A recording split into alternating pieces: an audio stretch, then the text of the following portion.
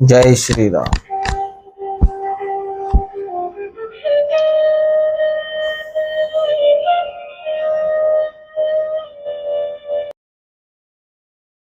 हनुमान जी के वचन सुनकर सुग्रीव ने बहुत ही भय माना और कहा, विषयों ने मेरे ज्ञान को हर लिया। अब है पवन सुत, जहां तहां वानरों के यूथ रहते हैं, वहां दूतों के समूहों को भेजो और कहला दो कि एक पखवाड़े में यानी कि 15 दिनों में जो न आ जाएगा उसका मेरे हाथों वध होगा। तब हनुमान जी ने दूतों को बुलाया और सबका बहुत सम्मान करके सबको भय प्रीति और नीति दिखलाई। सब बंदर चरणों में सिर नवा कर चले।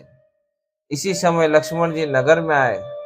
उनका क्रोध देखकर बंदर जहां तहां भागे। तदंतर लक्ष्मण जी ने धनुष चढ़ाकर कहा कि नगर को जलाकर अभी राख कर दूंगा। तब नगर भर को व्याकुल देखकर बाली पुत्र अंगद जी उनके पास आए। अंगद ने उनके चरणों में सिर नवाकर विनती की, क्षमा याचना की। तब लक्ष्मण जी ने उनको अभय बांह दी, भुजा उठाकर कहा कि डरो मत। सुग्रीव ने अपने कानों से लक्ष्मण जी को क्रोध युक्त सुनकर भय से अत्यंत व्याकुल होकर कहा, हे हनुमान सुनो, तुम तारा को साथ ले जाकर विनती करके राजकुमार को समझा बुझा कर शांत करो। हनुमान जी ने तारा सहित जाकर लक्ष्मण जी के चरणों की वंदना की और प्रभु के सुंदर यश का बखान किया। वे विनती करके उन्हें महल में ले आए तथा चरणों को धोकर उन्हें पलंग पर बैठाया। तब वानर राज सुग्रीव ने उनके चरणों में सिर नवाया और लक्ष्मण जी ने हाथ पकड़कर उनको गले से लगा लिया। सुग्रीव ने कहा, हे नाथ, विषय के समान और कोई मद नहीं है।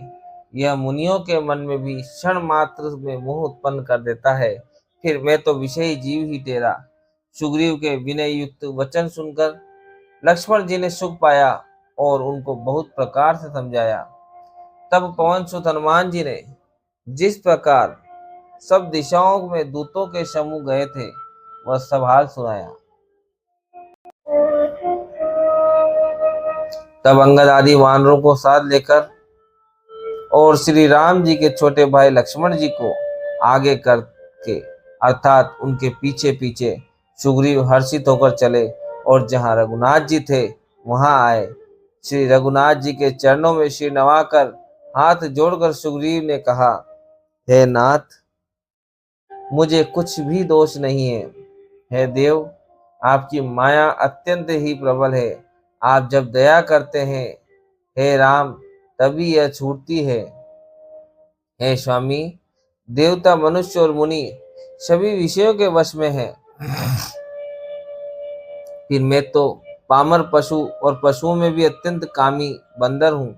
स्त्री का नयन बाण जिसको नहीं लगा, जो भयंकर क्रोध रूपी अंधेरी रात में भी जागता रहता है, क्रोधांध नहीं होता और लोभ की फांसी से जिसने अपना गला नहीं बंधाया।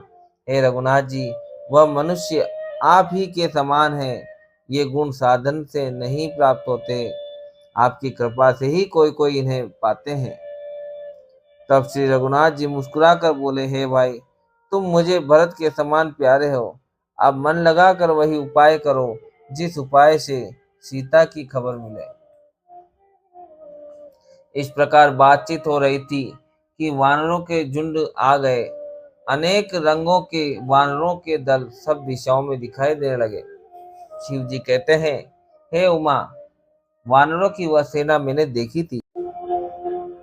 उसकी जो गिनती करना चाहे वो महान मूर्ख है। सब वानर आ आकर श्री राम जी के चरणों में मस्तक नवाते हैं और सौंदर्य माधुर्य निधि श्री मुख के दर्शन करके कृतार्थ होते हैं।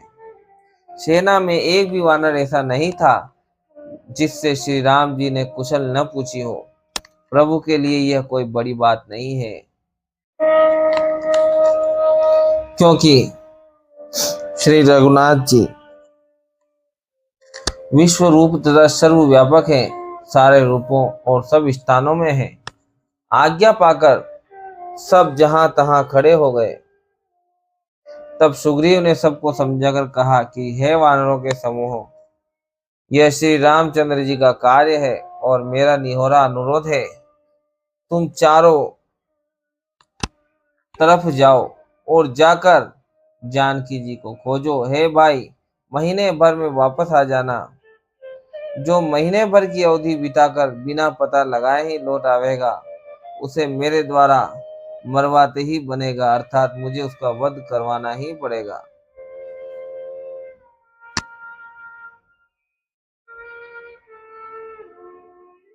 सुग्रीव के वचन सुनते ही सब वानर तुरंत जहां तहां भिन्न भिन्न दिशाओं में चल दिए। तब सुग्रीव ने अंगद, नल, हनुमान आदि प्रधान प्रधान योद्धाओं को बुलाया और कहा, हे धीर बुद्धि और चतुर नील, अंगद, जामवन और हनुमान, तुम सब श्रेष्ठ योद्धा मिलकर दक्षिण दिशा को जाओ और सब किसी से सीता जी का पता पूछना। मन, वचन तथा कर्म से उसी का सीता जी का पता लगाने का उपाय सोचना। श्री रामचंद्र जी का कार्य संपन्न सफल करना। सूर्य को पीठ से और अग्नि को हृदय से सामने से सेवन करना। परंतु स्वामी की सेवा तो छल छोड़कर सर्वभाव से मन, वचन, कर्म से करनी चाहिए। माया विषयों की ममता, आसक्ति को छोड़कर परलोक का सेवन, भगवान के दिव्य धाम की प्राप्ति के लिए भगवत सेवा रूप साधन करना चाहिए, जिससे भव जन्म मरण से उत्पन्न सारे शोक मिट जाएं। हे भाई, देह धारण करने का यही फल है कि सब कामनाओं को छोड़कर श्री राम जी का भजन ही किया जाए। सद्गुणों को पहचानने वाला गुणवान तथा बड़भागी वही है जो श्री रघुनाथ जी के चरणों का प्रेमी है। आज्ञा मांगकर और चरणों में सिर नवाकर श्री रघुनाथ जी का स्मरण करते हुए सब हर्षित होकर चले। सबके पीछे पवन सुत श्री हनुमान जी ने सिर नवाया। कार्य का विचार करके प्रभु ने उन्हें अपने पास बुलाया। उन्होंने अपने कर कमल से उनके सिर का स्पर्श किया तथा अपना सेवक जानकर उन्हें अपने हाथ की अंगूठी उतार कर दी और कहा, बहुत प्रकार से सीता को समझाना और मेरा बल तथा प्रेम कहकर तुम शीघ्र लौट आना। हनुमान जी ने अपना जन्म सफल समझा और कृपा निधान प्रभु को हृदय में धारण करके वे चले। यद्यपि देवताओं की रक्षा करने वाले प्रभु सब बात जानते हैं, तो भी वे राजनीति की रक्षा कर रहे हैं। नीति की मर्यादा रखने के लिए सीता जी का पता लगाने को जहां तहां वानरों को भेज रहे हैं।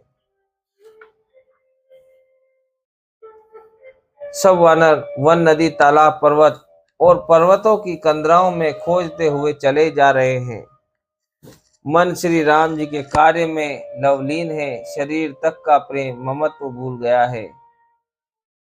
कहीं किसी राक्षस से भेंट हो जाती है तो एक एक चपत में ही उसके प्राण ले लेते हैं। पर्वतों और वनों को बहुत प्रकार से खोज रहे हैं। कोई मुनि मिल जाता है तो पता पूछने के लिए उसे सब घेर लेते हैं। इतने में ही सबको अत्यंत प्यास लगी, जिससे सब अत्यंत ही व्याकुल हो गए, किंतु जल कहीं नहीं मिला। घने जंगल में सब भुला गए। हनुमान जी ने मन में अनुमान किया कि जल पिए बिना सब लोग मरना ही चाहते हैं। उन्होंने पहाड़ की चोटी पर चढ़कर चारों ओर देखा तो पृथ्वी के अंदर एक गुफा में उन्हें एक कौतुक आश्चर्य दिखाई दिया। उसके ऊपर चकवे, बगुले और हंस उड़ रहे हैं और बहुत से पक्षी उसमें प्रवेश कर रहे हैं। पवन कुमार हनुमान जी पर्वत से उतर आए और सबको ले जाकर उन्होंने वह गुफा दिखलाई। सबने हनुमान जी को आगे कर लिया और वे गुफा में घुस गए। देर नहीं की, अंदर जाकर उन्होंने एक उत्तम बगीचा और तालाब देखा, जिसमें बहुत से कमल खिले हुए हैं। वहीं एक सुंदर मंदिर है, जिसमें एक तपोमूर्ति स्त्री बैठी है। दूर से ही सबने उसे सिर नवाया और पूछने पर अपना सब वृतांत कर सुनाया। तब उसने कहा, जलपान करो और भांति भांति के रसीले सुंदर फल खाओ। आज्ञा पाकर सबने स्नान किया, मीठे फल खाए और फिर सब उसके पास चले आए। तब उसने अपनी सब कथा कह सुनाई और कहा, मैं अब वहां जाऊंगी जहां श्री रघुनाथ जी हैं। तुम लोग आंखें मूंद लो और गुफा को छोड़कर बाहर जाओ। तुम सीता जी को पा जाओगे, पछताओ नहीं, निराश न हो। आंखें मूंद कर फिर जब आंखें खोली तो सब वीर क्या देखते हैं कि सब समुद्र के तीर पर खड़े हैं और वह स्वयं वहां गई जहां श्री रघुनाथ जी थे। उसने जाकर प्रभु के चरण कमलों में मस्तक नवाया और बहुत प्रकार से विनती की। प्रभु ने उसे अपनी अनपायनी अचल भक्ति दी। प्रभु की आज्ञा सिर पर धारण कर और श्री राम जी के युगल चरणों को, जिनकी ब्रह्मा और महेश भी वंदना करते हैं, हृदय में धारण कर वह श्वेत प्रभा बंदरी का श्रम को चली गई। यहाँ वानरगढ़ मन में विचार कर रहे हैं कि अवधि तो बीत गई पर काम कुछ न हुआ। सब मिलकर आपस में बात करने लगे कि हे भाई, अब तो सीता जी की खबर लिए बिना लौटकर भी क्या करेंगे। अंगद ने नेत्रों में जल भरकर कहा कि दोनों ही प्रकार से हमारी मृत्यु हुई। यहाँ तो सीता जी की सुध नहीं मिली और वहां जाने पर वानरराज सुग्रीव मार डालेंगे। वे तो पिता के वध होने पर ही मुझे मार डालते। श्री राम जी ने ही मेरी रक्षा की, इसमें सुग्रीव का कोई एहसान नहीं है। अंगद बार बार सबसे कह रहे हैं कि अब मरण हुआ, इसमें कुछ भी संदेह नहीं है। वानर वीर अंगद के वचन सुनते हैं किंतु कुछ बोल नहीं सकते। उनके नेत्रों में जल बह रहा है। एक क्षण के लिए सब सोच में मग्न हो रहे हैं। फिर सब ऐसा वचन कहने लगे, हे सुयोग्य युवराज, हम लोग सीता जी की खोज लिए बिना नहीं लौटेंगे। ऐसा कहकर लवण सागर के तट पर जाकर सब वानर कुश बिछाकर बैठ गए। जय श्री सीताराम।